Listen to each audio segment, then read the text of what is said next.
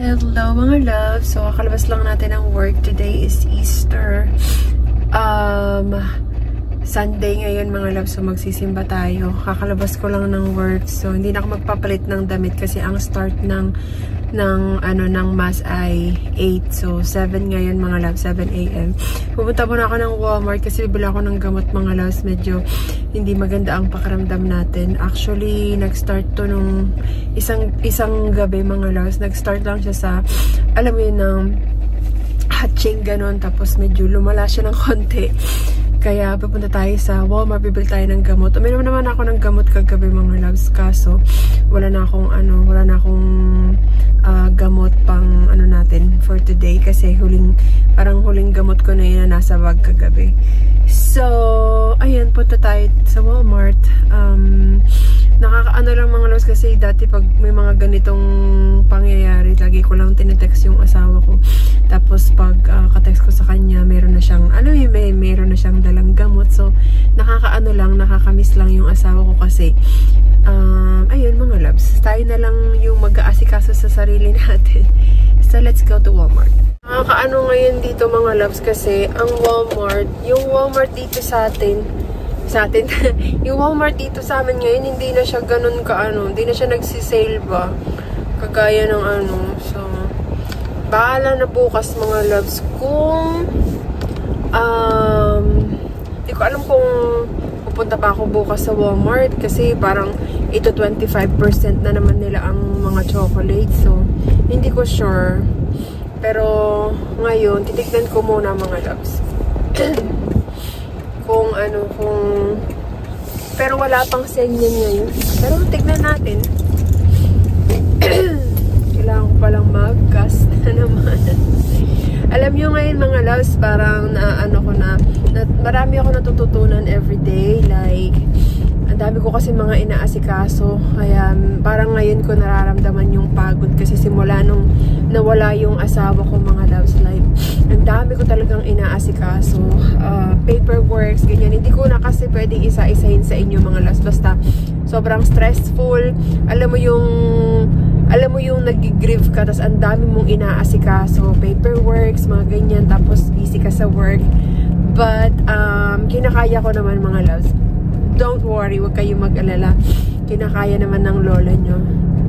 Yun nga lang, mahirap lang siya talaga, pero we have to be brave, diba? Kasi tayo lang mag-isa dito.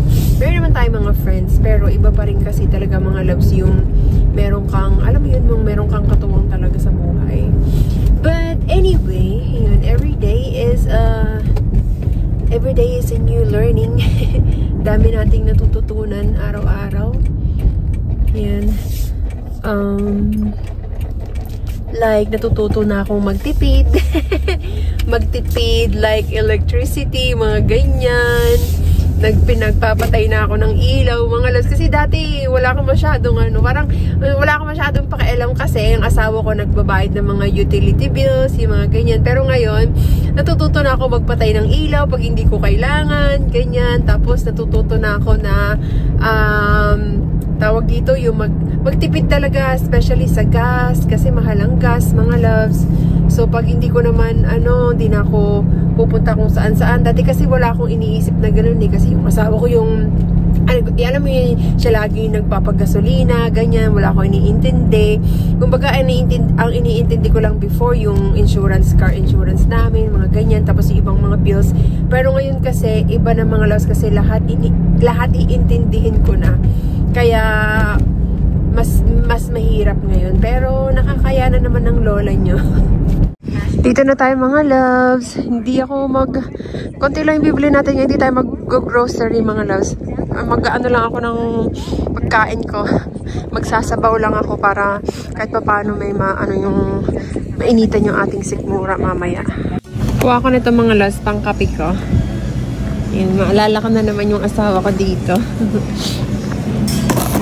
Tapos ko tayong bulaklak mga loves kasi dadaan tayo mamaya pag dadaan tayo mamaya sa asawa ko. Medyo ngayon mga loves, medyo malo, 497, ito lang maliit. Medyo umulan kahapon mga loves, so feeling ko na na naman siya, nalunod na naman yung Nalunod na naman yung ano niya mga loves kasi umulan. Ang lakas ng ulan kahapon. Saka mag-uulan din ngayon. Patay ng ano, okra. Panglagay natin sa ano. Magsisigang lang ako mga loves ng hipon. Yan. Kuha tayong hipon. Sisigang ko mga loves. Maya-maya. Gagawin natin. Punta na tayo sa bilihan ng gamot mga loves. Ito mga loves ang kailangan ko. Dayquil, honey, cold and flu. Yan. Pang ano natin. And this one, Alka-Seltzer. Mas gusto ko yung may flavor mga loves. I think this is citrus flavor. Yan, for $9. What's the difference of this one? Pareho lang yata. 24. Pareho lang siya mga loves. 24. Yan. Yan. Tapos, bilhin tayo ng cough syrup. Cough and throat relief. Cough drop. Yan. May nakita ko mga loves. Ito oh. Jergens Natural Glow Plus Brighten Daily Moisturizer. Fair to medium skin tone. $10 sa mga loves. Pero pang lotion natin siya. So, ito yung mga chocolates, mga loves. Ang dami. Kaso, hindi naman natin alam kung iaano nila yan tomorrow. Kung if-50%. Kasi, mga nakakaraang mga loves, puro 25% lang siya. Dito. Ito tayo ng eggs. Where's the eggs? May nakita ko dito mga loves, oh. $4.97. Natitempa kong bumili. Meltem cotton candy flavored. Try natin to mga loves. So, mag-check out na tayo mga loves. Kasi magsisimba na ako. Sino yung mga loves? Yun lang binili natin. Nasa $77 na agad. Nagpamahal tayo kasi yung gamot, mahal din yung gamot mga loves. So, mag-ano na tayo. Maggagas muna tayo mga loves. Ayan, dito sa Amerika, ikaw ang maggagas. Ayan, gas-gas din tayo mga loves. Ang mahal ng gas. Kakagas ko lang last week eh. Ngayon, maggas na naman tayo. Ayan, full tank mga loves, $50. Last week naka-full tank ko lang. Kasi may pinuntahan ako last week mga loves, malayo-layo. Parang nag-drive ako ng 3 hours in total. 3-4 hours, parang ganun. May mga kinuha ko mga paperwork, may mga inasikaso, kaya mabilis siyang naubos. So, punta na tayo ng simbahan. Medyo maaga tayo ngayon mga loves. 7:45 pa lang. Pero papasok na tayo kasi baka marami magsimba ngayon. May dala naman akong damit, kaso hindi na ako nagpalit mga loves kasi wala na akong time. So, tapos na mga loves. Umabot ng 1 hour and 30 minutes kasi Easter ngayon. So, happy Easter everyone. Iyak na naman ang lola nyo. Pag nagdadasal ako mga loves na naiiyak ako kasi naalala ko yung asawa ko. So, normal naman yan mga loves. So, ayan. Uwi na tayo kasi tapos na wala na tayong gagawin. Ayun mga loves. Umulang kasi ang lakas ng ulan kahapon. Kaya, na na naman, oh. Paano dito? So, bigyan natin ng bulaklak ang asawa ko. And, parang dati mga loves, ako lang yung inaanuhan niya ng bulaklak. Ngayon siya na yung bibigyan natin. So, umuwi na tayo mga loves. Wala naman na tayong gagawin. Iyak na naman tayo. But, anyway, ganun talaga. That's life. Diba? Ganun talaga ang buhay. Na dati tayo lang yung binibigyan ako lang yung binibigyan ng asawa ko ng bulaklak. Ngayon, siya na yung binibigyan natin ng bulaklak. Diba? Lagi ko lang pinagpe-pray mga loves na sana kung nasa naman siya ngayon is sana happy siya kasi kasama na niya yung parents niya. Makaano kasi siya mga loves, makatatay. Sobrang close na close siya sa tatay niya, mga loves. Kasi yung asawa ko, bata pa lang siya, namatay na yung mama niya. Like yung mama niya namatay I think when he was like 11 or 12 years old, something like that. Kaya super close niya sa tatay niya kasi siya lang yung nag-iisang lalaki. Meron siyang kapatid na 2 babae yung asawa ko, mga loves. So, uwi na tayo. Inom na ako ng gamot, mga loves, kasi talagang ayoko nang lumala pa to. Mahirap na kasi may work pa tayo, mga loves, tomorrow. Like isang araw lang yung day off ko, mga loves. Inom na tayong gamot, mga loves. Mahirap nang lumala pa ang sakit natin kasi mag-isa lang tayo. So, kailangan agapan na natin.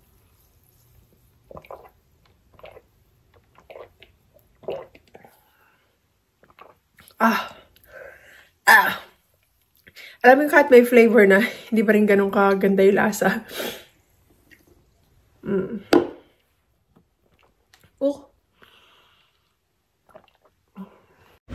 Oh, ganyan lang, mga loves. Ang bilis lang lutuin.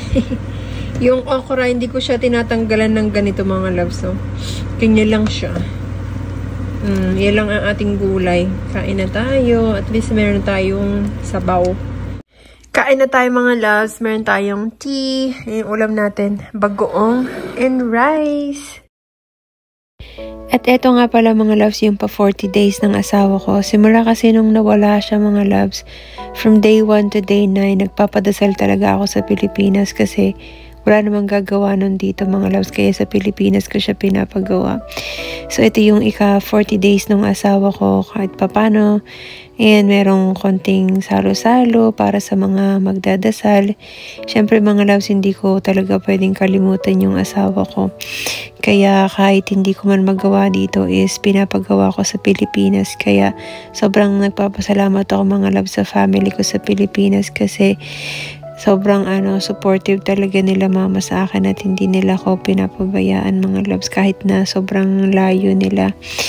Yun, mga loves, sobrang miss na miss ko na yung asawa ko. Like, hindi nawawala. Like, every day talagang naiisip ko siya. Hindi ko siya nakakalimutan. Walang araw na lumalampas, mga loves. Alam mo yung walang araw na lumilipas na hindi ko siya naaalala. Kaya sobrang miss na miss ko na yung asawa ko. And alam ko, miss na miss nyo na rin siya, mga loves. Alalahanin na lang natin yung mga masasayang memories na, alam mo yun, na kinreate natin kasama yung asawa ko. And gusto ko lang magpasalamat sa inyong lahat. Maraming salamat sa patuloy na pagsuporta nyo sa akin kahit na ako na lang mag-isa, kahit hindi nyo na makikita yung asawa ko. Sobrang salamat. Maraming salamat sa lahat ng mga nagdasal para sa akin. Sobrang thank you sa lahat ng mga nakaintindi sa sitwasyon ko, mga love. Sobrang thank you. And ayun, hopefully, supportahan nyo pa rin ako kahit na ako na lang mag-isa.